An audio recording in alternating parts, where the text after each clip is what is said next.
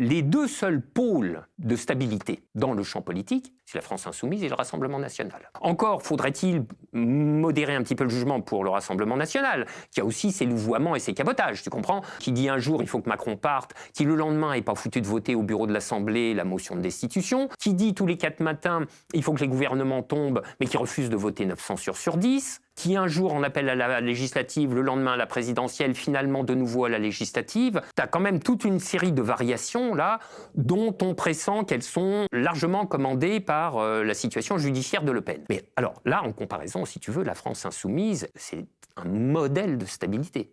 Parce que quand tu reprends le comportement politique de la France insoumise depuis 2022, mais en réalité même depuis plus longtemps, je veux dire, ils ont une ligne d'une cohérence, d'une consistance et d'une constance absolument granitique. Parce qu'eux ont une analyse de la situation, ils savent ce qu'ils veulent, ils savent où ils vont. Et ils dévient pas d'un iota, ils dévient pas d'une minute d'angle de leur trajectoire. Tu observeras ce paradoxe, que c'est la France insoumise qu'on accuse de bordéliser et qui en réalité est, en tout cas dans son comportement à elle, la moins bordélique de toutes les formations politiques de l'éventail présent. Hein. C'est très très instructif cette chose-là. D'où j'imagine toutes les recherches dans les banques de données pour trouver les images de Mélenchon. Il y a un concours actuellement qui est extraordinaire. Là, on sait que là, quand il y a ça, il commence à se passer un truc quand même. Oui, absolument. Là, on sait qu'il commence à se passer un truc. Il y a des esprits facétieux qui ont mis en regard 2 couvertures de 20 minutes, hein, une avec Mélenchon dessus et une autre avec Le Pen. Si tu veux, c'est là qu'on voit l'ignominie foncière de la presse bourgeoise.